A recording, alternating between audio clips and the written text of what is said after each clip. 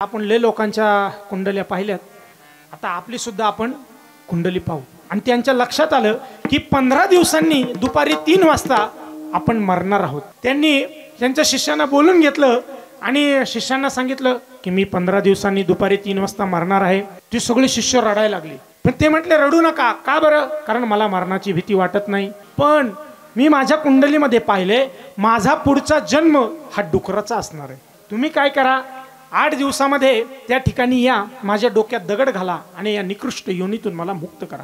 ज्योतिषानं संपूर्ण ओळख सांगितली, त्यांनी पत्ता सुद्धा सांगितला। 15 दिवस गेले आणि दुपारी 3 वाजता बरोबर वारले। एक शिष्य मात्र हुशार होता आणि त्या शिष्याने काय केलं, तो पत्ता पाहिला, ती गल्ली नंबर शोधलं आणि त्या गल्लीत गेला आणि मध्यवर्ती ते डुक्कर त्याला दिसलं आणि तिथलाच दगड त्यांनी उचलला आणि त्याच्या डोक्यात टाकणार, त्या डुकराला वाचा फुटली, वाचा। आणि ते डुक्कर म्हणाला, अरे थांब, कशासाठी मला मारतोयस? मी ते कीर्तनामध्ये ऐकले, त्यांची कॅसेट होते, त्याच्यामध्ये मी ऐकलेलं आहे। बाबा म्हणायचे की प्रत्येकाच्या जीवनामध्ये भगवत प्राप्ती हे प्रत्येकाचंच साध्य असलं पाहिजे।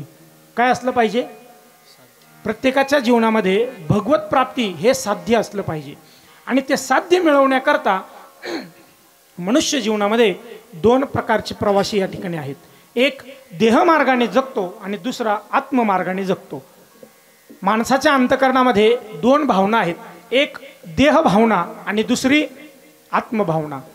लक्षपूर्वक ऐका, एक भावना आहे देह भावना आणि दुसरी आहे आत्मभावना।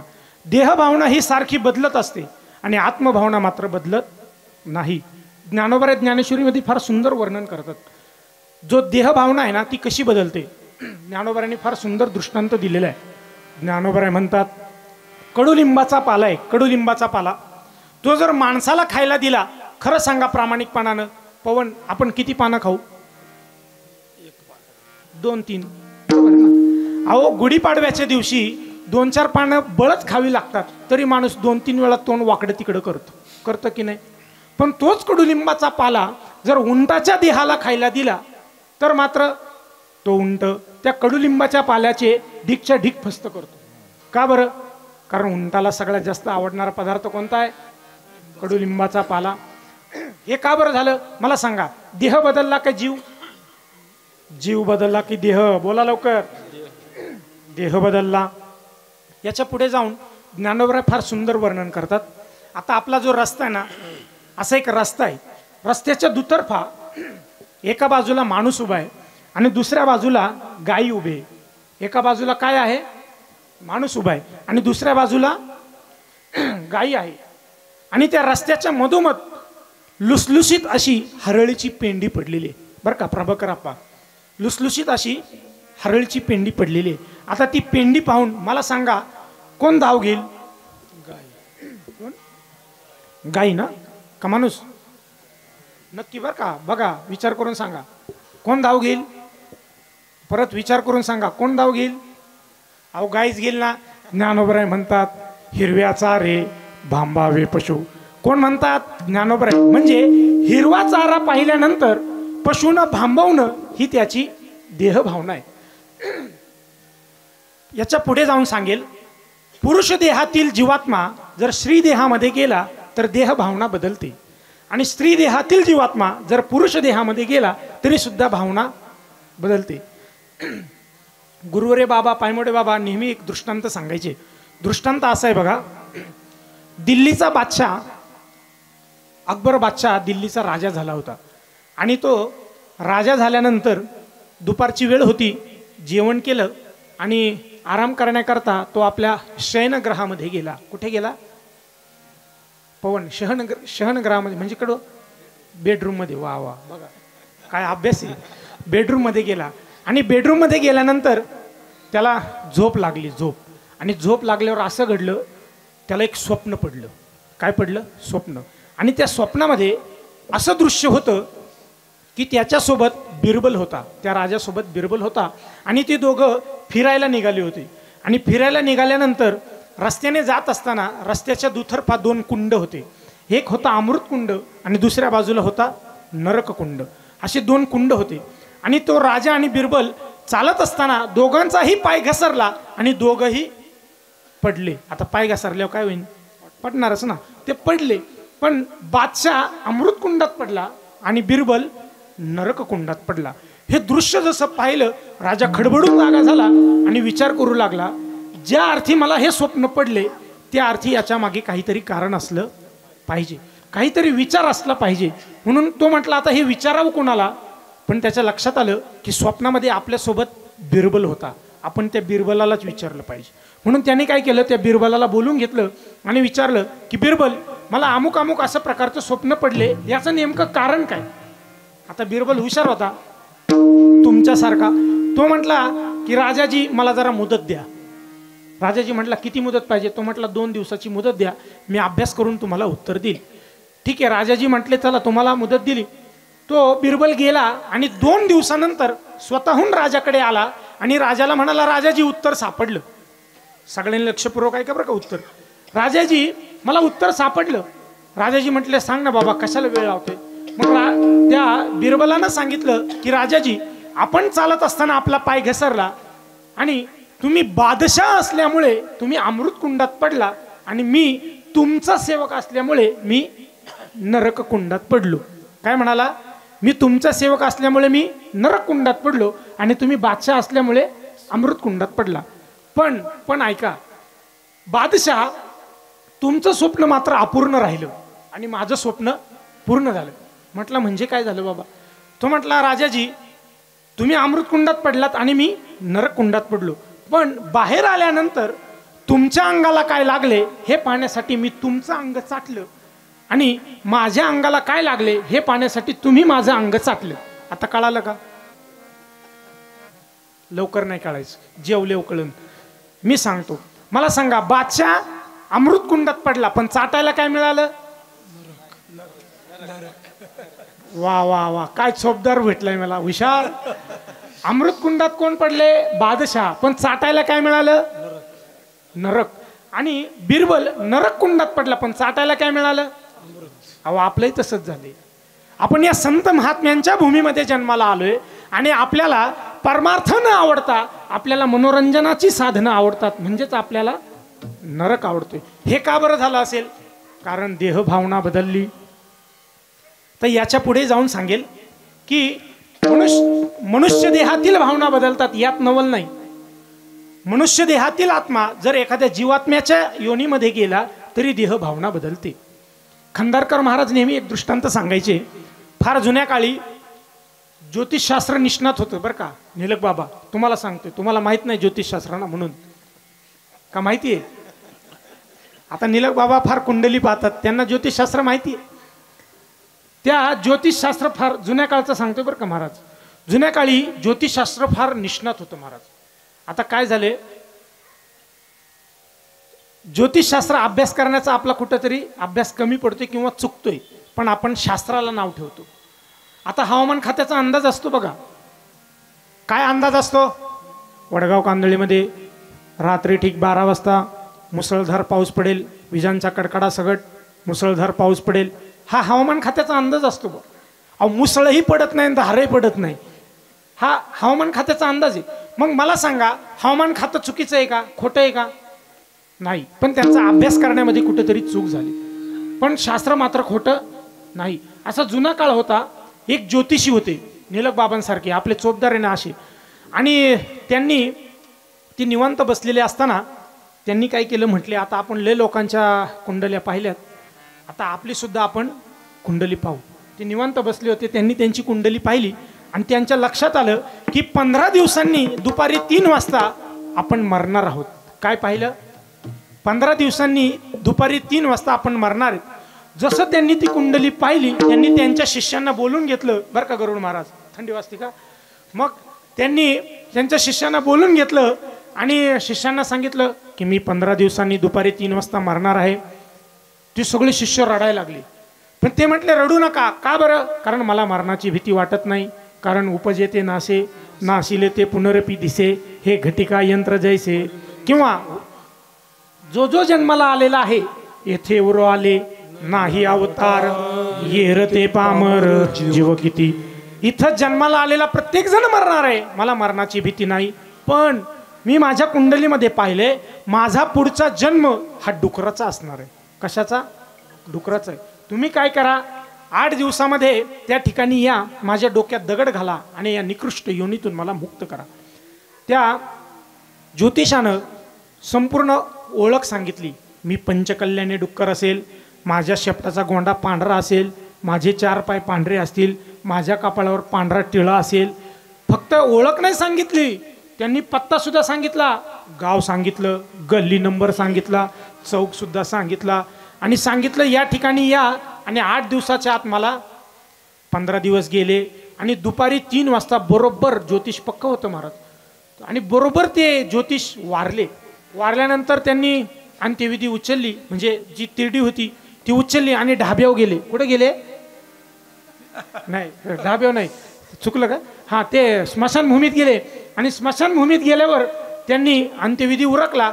जसा अंत्यविधी झाला तसे ते एकमेकाबरोबर भांडायला लागले. तुझा कितवा वाटा, माझा कितवा वाटा.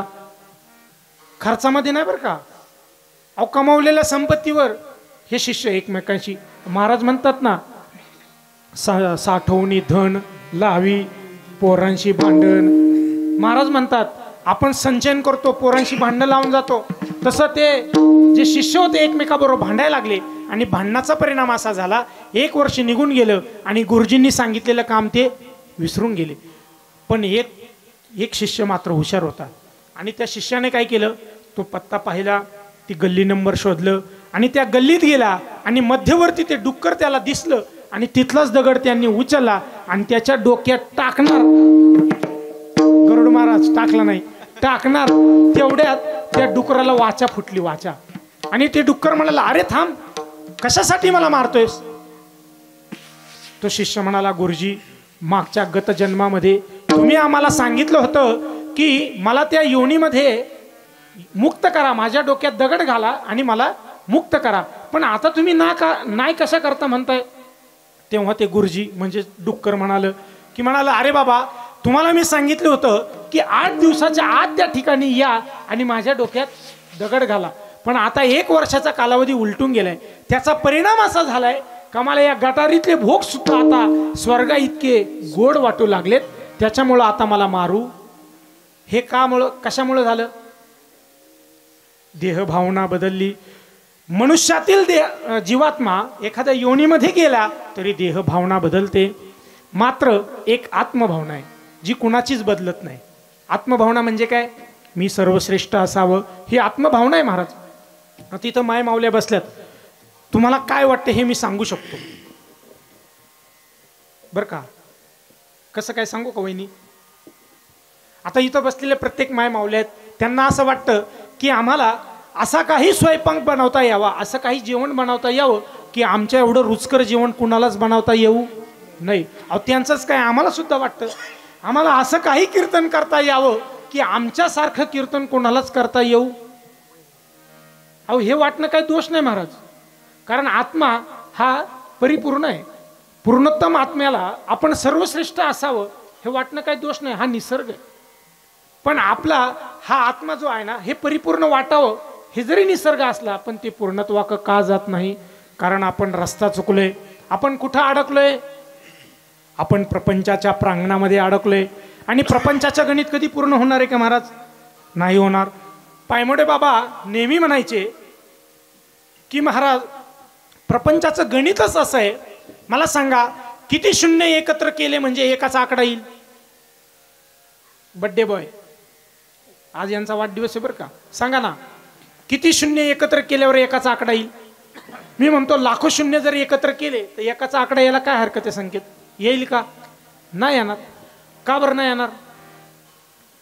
अहो याच्या पुढे टप्पा ओलांडून बाबा म्हणायचे की बुवा प्रपंचामध्ये किती गाढवं एकत्र बांधली म्हणजे त्यांचं घोडं होईल? सांगा ना, होईल का घोडं? अहो गाढव ते गाढवच आणि घोडं ते तसं प्रपंच तो प्रपंच आहे, त्याला पूर्णत्व मिळणार का बरं मिळणार नाही? कारण प्रपंच हे अपूर्णच आहे, तू पूर्णत्व कधी कधी जाणारच नाही. कारण या प्रपंचामध्ये साधू संत आपल्याला दिसतात, पण ते काय करतात? ते आपलं फक्त क्रिया करतात आणि क्रिया करतात, मात्र त्या प्रपंचामध्ये रममान मात्र होत नाही. का बरं साधू संत या प्रपंचामध्ये रममान होत नाहीत? असा प्रपंच नेमका आहे तरी कसा? दुःख बांधवडी आहे हा संसार, दुःख बांधवडे आहे हा संसार, दुःख बांधवडे आहे हा संसार, दुःख बांधवडे आहे दुःख बांधवडे आहे हा संसार, आहे हा संसार, दुःख बांधवडे आहे हा संसार, दुःख बांधवडी आहे संसार, दुःख बांधवडे आहे संसार, दुःख बांधवडे आहे संसार, सुखाचा विचार नाही कोठे, सुखाचा विचार कोठे, सुखाचा विचार नाही कोठे, दुःख बांधवडे दुःख बांधवडी आहे हा संसार, आहे हा संसार, दुःख बांधवडे दुःख बांधवडी आहे हा संसार, दुःख बांधवडे आहे संसार, दुःख बांधवडे आहे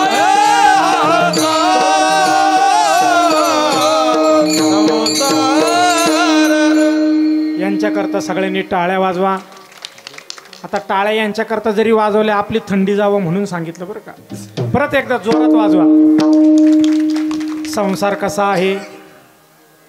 अहो बोला ना, संसार कसा आहे? सगळ्यांच्या मोठ्या आवाजात मला उत्तर मिळालं पाहिजे तरच मी पुढं कीर्तन करी. मला सांगा संसार कसा आहे? प्रभाकर आप्पा जोरात कसा आहे? अहो आता महाराज म्हटले ना प्रपंच कसा आहे? कीर्तन पुढे नाही न्यायचं का? बोला प्रपंच कसा आहे? महादेव दादा सांगा ना प्रपंच कसा आहे? ते म्हणले मास्कच लावून आलोय मी बोलतो का नाही कळायचं. कसा आहे प्रपंच? दुःख बांधवडी आहे हा संसार आणि सुखाचा विचार. जर खरंच दुःख बांधवडी आहे, बरं चला तुम्ही तोंडाने बोलत नाही वर हात करा. कोणाला कोणाला वाटते प्रपंच दुःख बांधवडी? कुणालाच वाटत नाही. मग संतांनी सांगितलं चुकीचं आहे का? खरं सांगा प्रपंच दुःख बांधवडी आहे का? अहो बोला ना. हा आहे का दुःख बांधवडी का? बरं ठीक आहे आपण एक परीक्षा घेऊ. आता इथं एक मोकळं पटांगण आहे बरं का. त्या पटांगणामध्ये हेलिकॉप्टर उतरलं चालेल का? विमान? बोला ना. नाही चालायचं? समजा भगवान विष्णू या ठिकाणी एक विमान घेऊन आले इथं आणि म्हटले वा वा वा काय मग सुंदर सप्ताह चालले आपल्या पवारमाळ्याचं, मी फार तुमच्यावर प्रसन्न आहे. काय प्रसन्न आहे? विमान घेऊन आले भगवान विष्णू आणि या ठिकाणी विमान घेऊन आल्यावर गुवाहाटीचं नाही बरं का, गुवाहाटीचं विमान नाही, कुठलं भगवान विष्णूंचं. ते या ठिकाणी घेऊन आले आणि म्हटले की मी तुमच्यावर प्रसन्न आहे. फार सुंदर गायक आणलेत, वादक आणलेत, श्रोते हे आहेत, कॅमेरावाले सुद्धा आलेत. आता आपण काय करू? प्रपंच दुःख बांधवडी आहे. मग आपण आता कीर्तन झालं महाप्रसाद घेऊ महाराजा सकट बरं का, म्हणजे माझ्या सकट प्रसाद घेऊ आणि प्रसाद झाल्यानंतर आपली गाडी मस्त पार्किंग करू आणि त्या विमानात बसू. पण विमानात बसल्यावर मात्र महाराज म्हटले मी तुम्हाला सदेह घ्यायला आलोय, सदेह वैकुंठाला घ्यायला आलोय. कसं घ्यायला आलोय? सदेह. सदेह म्हणजे काय? देहासकट सदेह घ्यायला आलोय. आता तुम्ही काय करा प्रसाद घ्या आणि गाडीत बसा. पण नीट आहे का? त्या विमानात बसल्यावर मात्र परत येणं होणार नाही. मग किती जण त्या विमानात बसाय तयार आहे? खरं बोट वर करा बरं. इथं आलेत बा 2 3. खरंच बोट करायचं बरं का मनापासून. किती जण? अहो दिवसातून 3 वेळा गोळी देणारी आपली बायको मी म्हणून राहिले अशी 3 वेळा गोळी देणारी. सकाळी एकदा संकेत महाराज बरोबर आहे ना? आला का नाही अनुभव अजून? 3 वेळा गोळी देते का नाही? सकाळी एकदा मी म्हणून राहिले, दुपारी एकदा, संध्याकाळी एकदा. 3 वेळा गोळी देणारी सुद्धा वर बोट करायला तयार, वर बोट करायला तयार नाही. मग महाराज, जर प्रपंच दुःख बांधवडी आहे पण आम्ही तो सोडायला तयार, अहो बोला ना, सोडायला तयार नाही, मग या प्रपंचातच राहून आम्हाला भगवत प्राप्ती होणार नाही का? सुखाची प्राप्ती होणार नाही का? आपण म्हणतो की नाही, अभंगामध्ये रोज ज्ञानोबरांच्या अभंगामध्ये आपण म्हणतो, काय म्हणतो?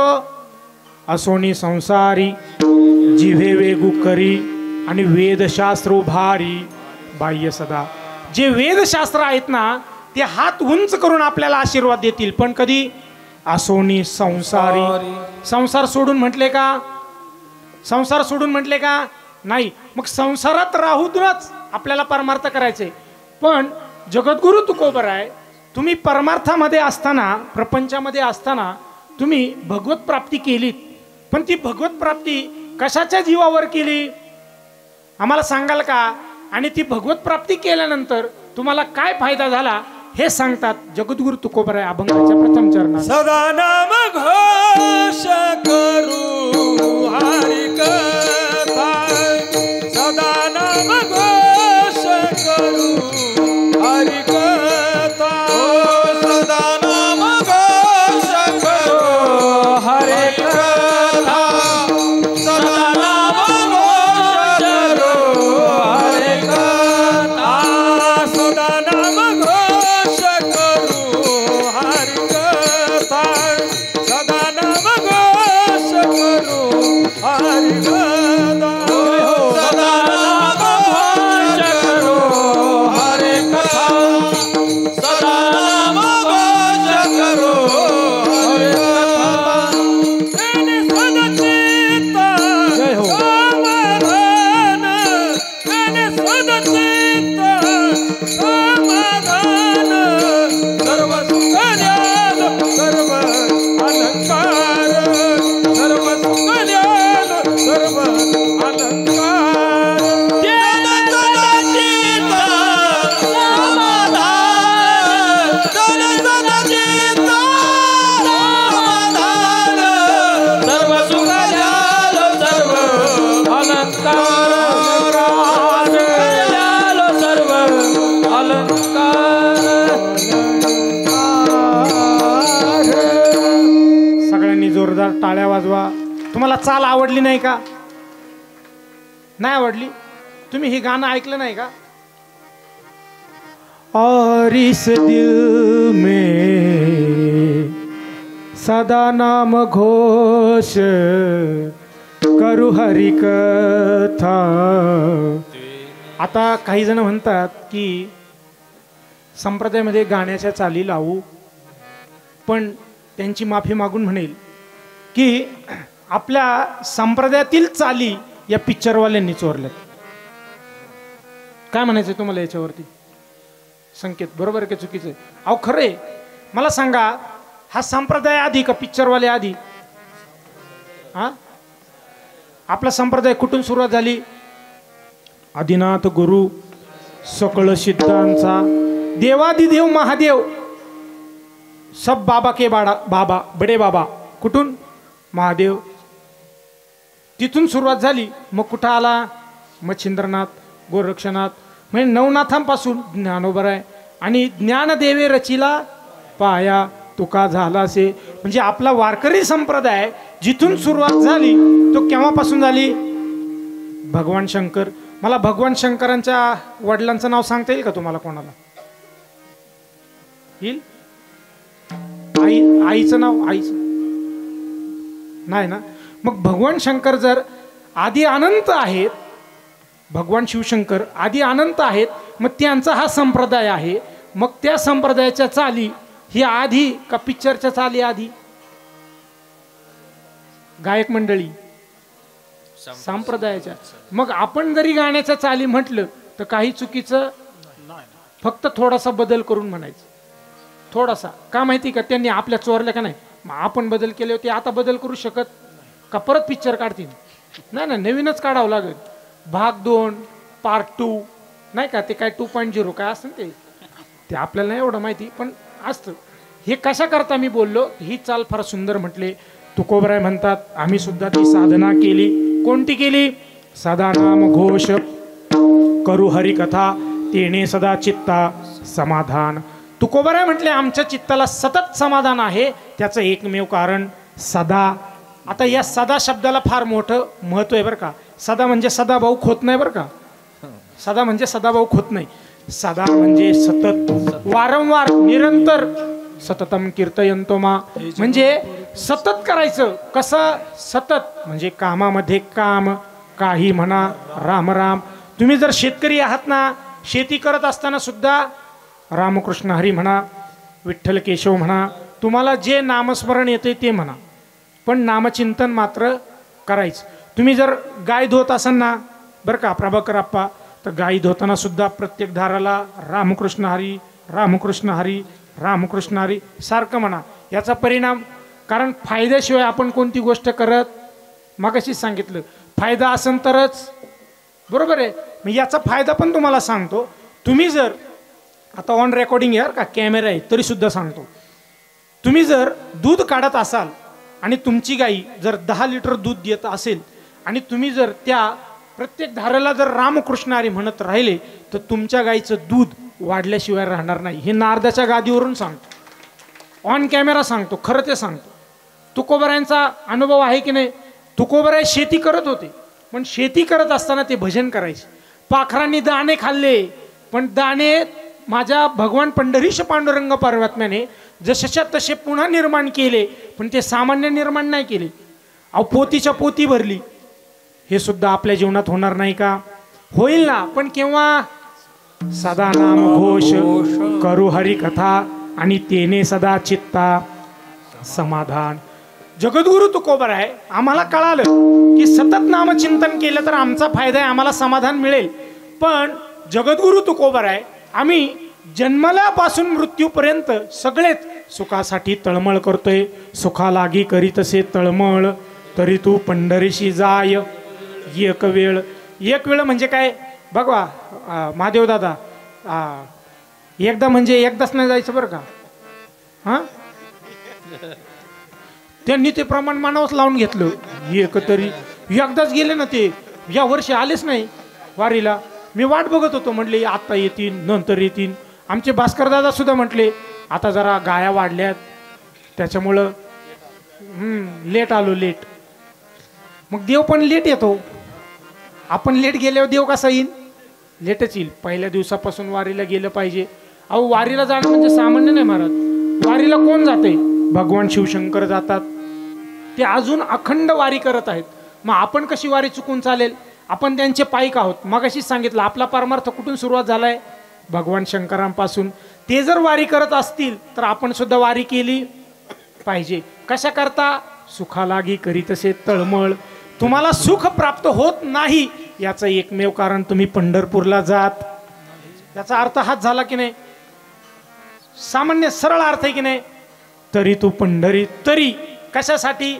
सुखा लागी करीतसे तळमळ. सुख प्राप्त करायचं असेल तर तुम्ही पंढरपूरला जा. का बरं पंढरपूरला जा? त्या ठिकाणी कोण आहे? सर्व सुखाचे आगर बाप रखुमा देवीवर. सर्व सुखाचे आगर तो हा उभा विटेवर. विटेवर उभा कोण आहे? पांडुरंग परमात्मा. म्हणून पंढरपूरला जायचंय. आणि हेच जगद्गुरु तुकोबराय सांगतात की जर तुम्ही नामस्मरण केलं तर तो सगुण साकार परमात्मा आपल्या समोर प्रकट होईल आणि तुम्हाला सुद्धा सुख प्रदान करेल. अभंगाचं द्वितीय. सर्व सुखल्याला सर्व अलंकार, सर्व सुखल्याला सर्व अलंकार, सर्व सुखल्याला सर्व अलंकार, सर्व सुखल्याला सर्व अलंकार. आनंद निर्माण आनंद निर्माण सर्व सुखल्याला सर्व अलंकार, सर्व सुखल्याला सर्व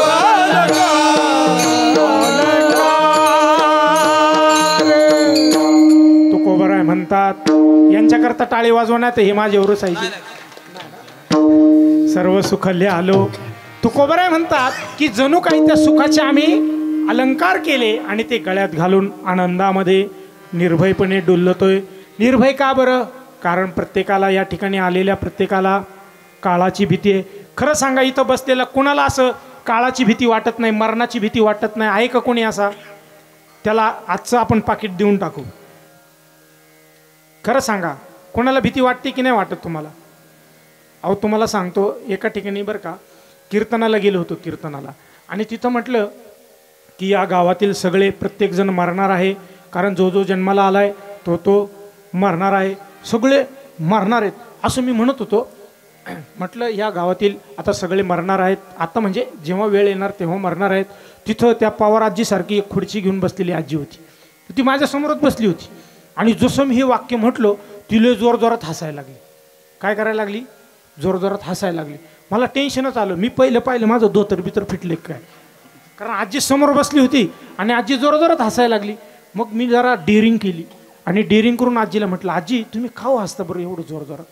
ती आजी म्हटली, महाराज तुम्ही आता काय म्हटले, या गावातील प्रत्येकजण मरणार आहे. पण महाराज मी या गावची नाहीच, मी दुसऱ्या गावची. आता तुम्ही सांगा, आजी दुसऱ्या गावची असली म्हणजे मरणार नाही का? म्हणजे प्रत्येकाला काळाची भीती आहे. पण जगद्गुरु तुकोबराय निर्भयपणे डोलतायत. का बरं? जगा काळ खाय, आम्ही माथा दिला पाय. तुकोबराय म्हणतात जगाला काळ खातो पण आम्ही त्याच्या माथावर पाय दिले. का बरं? कारण भगवंताचं नामचिंतन सतत ते करतात. त्यांच्याजवळ भगवान परमात्मा आहे, म्हणून त्यांच्याजवळ परमात्मा असल्या कारणानं त्यांना या काळाची भीती वाटत नाही. म्हणून जगद्गुरु तुकोबराय म्हणतात, सर्व सुख ल्यालो, सर्व अलंकार आणि आनंदे निर्भय डुल्लत असो. आपण द्वितीय चरणापर्यंत भावार्थ पाहिलेला आहे. आता एकदा प्रेमानं भजन करू, म्हणजे तुमची झोप मोडेल आणि त्याच्यानंतर उर्वरित आपण भाग पाहू.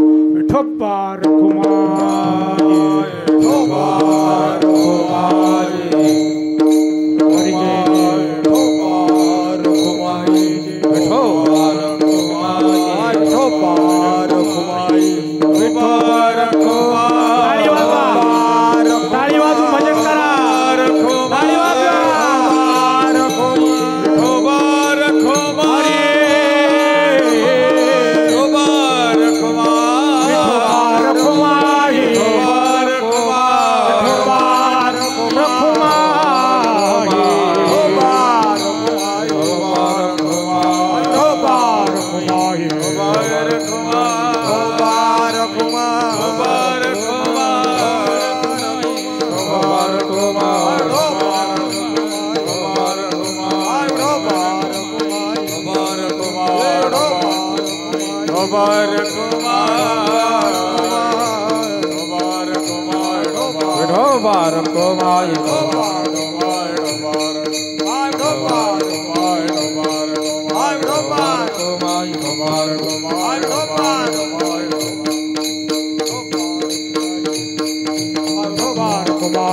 Hare